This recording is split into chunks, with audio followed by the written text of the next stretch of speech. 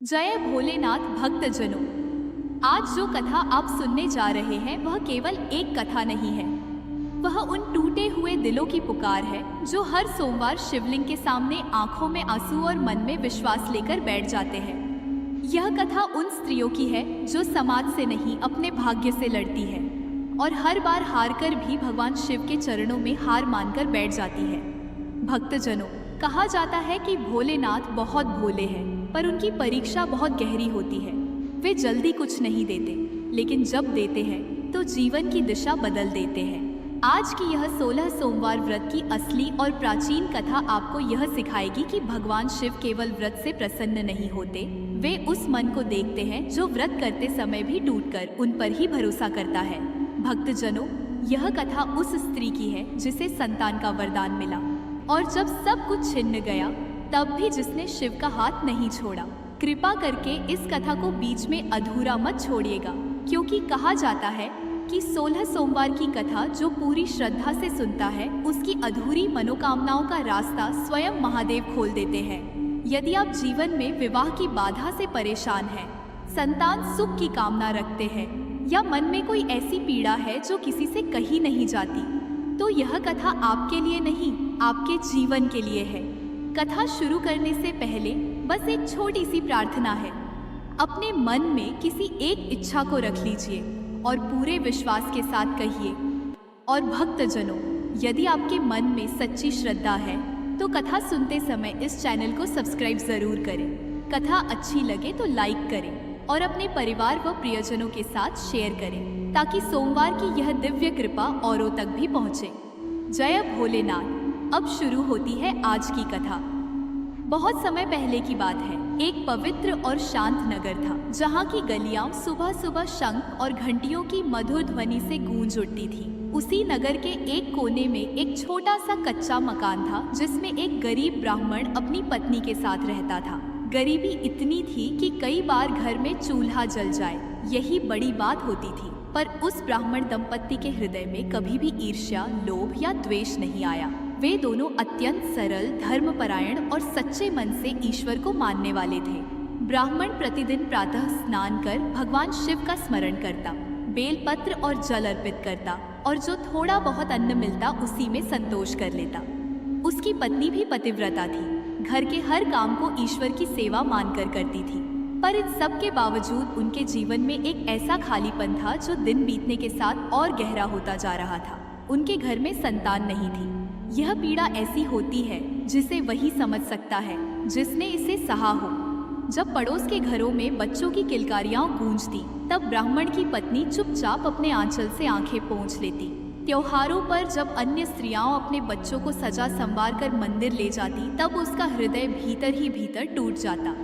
समय बीतता गया, समाज के ताने भी बढ़ने लगे। कोई कहता किस जन्म का पाप होगा, कोई कहता अब उम्र निकल गई, अब क्या होगा। पर उस ब्राह्मण दंपत्ति ने कभी भगवान से शिकायत नहीं की। वे बस चुपचाप अपना दुख सहते रहे और हर सोमवार शिवजी के सामने सिर झुका देते। एक दिन की बात है, सावन का महीना चल रहा था। सोमवार का दिन था, चारों ओर हरियाली थी, बादलों की हल्की हल्की गड़गड़ाहट सुनाई दे रही थी। ब्राह्मण की पत्नी ने मन में एक गहरी वेदना के साथ शिवलिंग के सामने बैठकर कहा, हे महादेव, यदि इस जन्म में संतान सुख मेरे भाग्य में नहीं है तो मुझे इतनी शक्ति दे दो कि मैं इस पीड़ा को सह सकूं, और यदि आपने कुछ भी मेरे लिए रखा है तो बस आपकी इच्छा पूरी हो। उस दिन पहली बार उसने आंसुओं के साथ प्रार्थना की। उसी क्षण उसके मन में किसी ने जैसे धीरे से कहा, सोमवार का व्रत करो, श्रद्धा से, नियम से। उसने यह बात अपने पति को बताई। ब्राह्मण ने भी इसे शिव की प्रेरणा माना। उसी दिन उन्होंने निश्चय किया कि वे सोमवार का व्रत पूरे नियम और श्रद्धा से करेंगे, बिना किसी दिखावे के, बिना किसी स्वार्थ के। पहला सोमवार आया। दोनों ने प्रातः स्नान किया, सफेद वस्त्र धारण किए, शिवलिंग पर जल, बेलपत्र, धतूरा और पुष्प अर्पित किए। ब्राह्मण की पत्नी ने दिन भर अन्न जल का त्याग रखा। शाम को दीप जलाकर शिवजी की आरती की। मन में बस एक ही भाव था, हे भोलेनाथ, जो आप ठीक समझे वही हो। एक सोमवार बीता, फिर दूसरा, फिर तीसरा।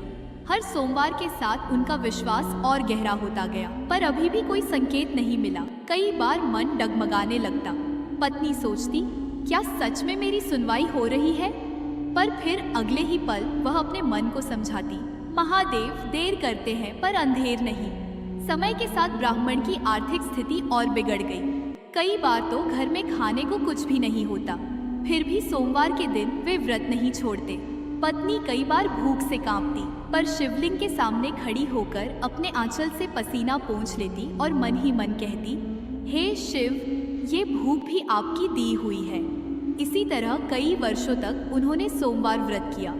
कभी किसी से यह नहीं कहा कि हम व्रत कर रहे हैं, कभी किसी से सहायता नहीं मांगी। एक दिन जब सावन का अंतिम सोमवार था, ब्राह्मण की पत्नी अत्यंत दुर्बल हो चुकी थी। फिर भी वह प्रातः उठी, स्नान किया और शिवजी के सामने बैठ गई। आज उसके मन में कोई शब्द नहीं थे, कोई मांग नहीं थी, बस आंखों से आंसू बह रहे थे। उसी रात जब दोनों गहरी नींद में थे, ब्राह्मण को स्वप्न आया। उसने देखा कि कैलाश पर्वत पर दिव्य प्रकाश फैला है।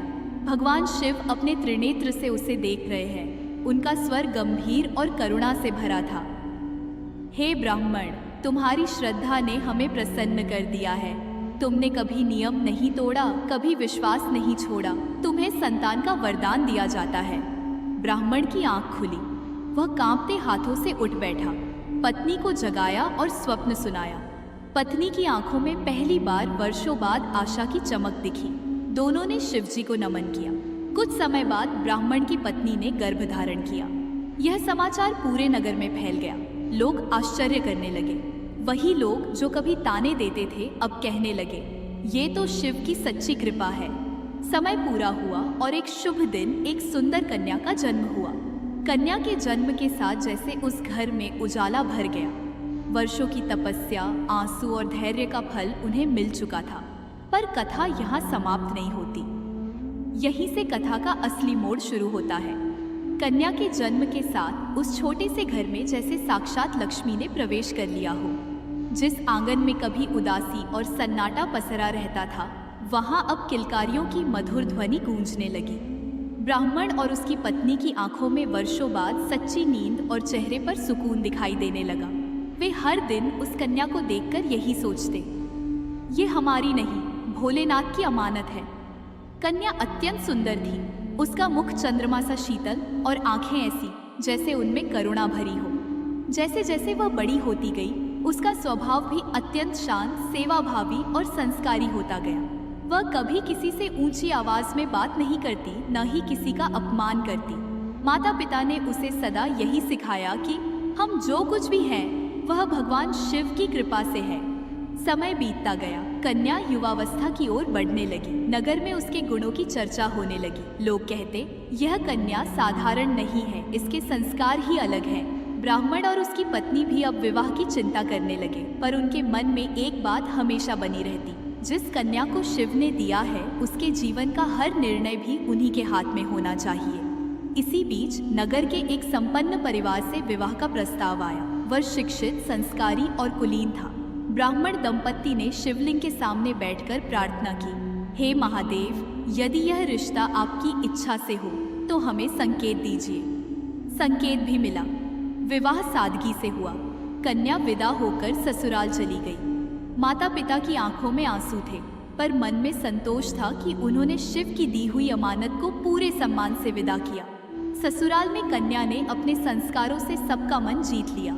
वह सास ससुर की सेवा करती, पति का सम्मान करती और घर के हर काम को पूजा समझकर करती। पर एक बात उसने कभी नहीं छोड़ी, सोमवार का व्रत और शिव पूजन। हर सोमवार वह प्रातः उठकर स्नान करती, स्वच्छ वस्त्र पहनती, शिव जी का स्मरण करती। ससुराल में शुरू में लोग इसे देखकर कहते, इतनी कम उम्र में इतना नियम, पर धीरे धीरे सब उसके श्रद्धा भाव को समझने लगे। कुछ समय बाद कन्या गर्भवती हुई। पूरे घर में प्रसन्नता फैल गई, पर नियति की परीक्षा अभी बाकी थी। गर्भ के दिनों में उसकी तबीयत कमजोर रहने लगी। शरीर थकने लगा, पर मन अब भी शिव में ही लगा रहता। एक सोमवार आया। शरीर बहुत दुर्बल था। सास ने कहा, आज व्रत मत रखो बहू, इस हालत में व्रत ठीक नहीं। कन्या असमंजस में पड़ गई। एक ओर शरीर की कमजोरी, दूसरी ओर वर्षों से चला आ रहा नियम। उसने मन ही मन शिव से कहा, हे महादेव, आप ही रास्ता दिखाइए। उस दिन उसने व्रत तो रखा, पर पूजन में मन पूरी तरह स्थिर नहीं हो पाया। मन में डर, चिंता और थकान का भाव आ गया। यही वह छोटी सी चूक थी जो आगे चलकर बहुत भारी पड़ने वाली थी। कुछ ही दिनों बाद उसने एक सुंदर पुत्र को जन्म दिया। घर में खुशी की लहर दौड़ गई, पर यह खुशी ज्यादा दिनों तक टिक नहीं पाई। बालक कुछ ही समय बाद अचानक बीमार पड़ गया। वैद्य बुलाए गए, दवाइयां दी गई, पर स्थिति बिगड़ती चली गई। एक रात वह मासूम बालक संसार से विदा हो गया। घर में कोहराम मच गया। जिस घर में अभी कुछ दिन पहले हंसी थी, वहां अब केवल विलाप था। कन्या का हृदय टूट गया। वह बार बार यही कहती, हे शिव, मैंने क्या अपराध किया। उसे याद आया वह सोमवार, वह मन की अस्थिरता।